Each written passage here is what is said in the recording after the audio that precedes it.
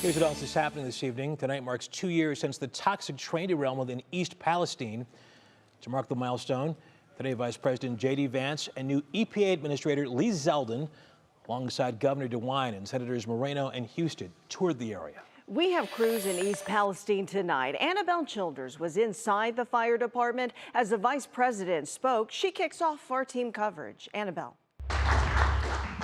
Well, thank you. Good afternoon. It's good to be with everybody. It's great to be back in East Palestine. 2 years after a Norfolk Southern freight train derailed, spilling toxic chemicals into the ground and the air, JD Vance is here again in East Palestine, this time as vice president. This community will not be forgotten, will not be left behind, and we are in it for the long haul in East Palestine. Addressing a crowd of reporters, Vance promised the current administration will commit to providing long-term water, air, and health testing in the community. Newly appointed EPA Administrator Zeldin echoing that East Palestine cleanup efforts will be prioritized. I will make sure that for the EPA, it is our highest priority, day in, day out, doing everything in our power to make sure that this is completed as quickly as possible. And beyond environmental concerns, Vance emphasized a need for economic intervention. A lot of people in East Palestine have dealt with unspeakable tragedy and then economic calamity on top of that. I've talked to a lot of local businesses just here today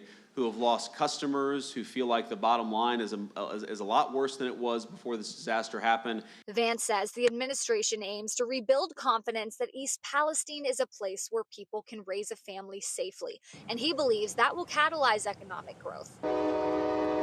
Vance is arguing for what he calls basic common sense rail safety action, saying he believes steps can be taken through the Rail Safety Act, a piece of legislation he championed after the derailment that ultimately stalled before a vote.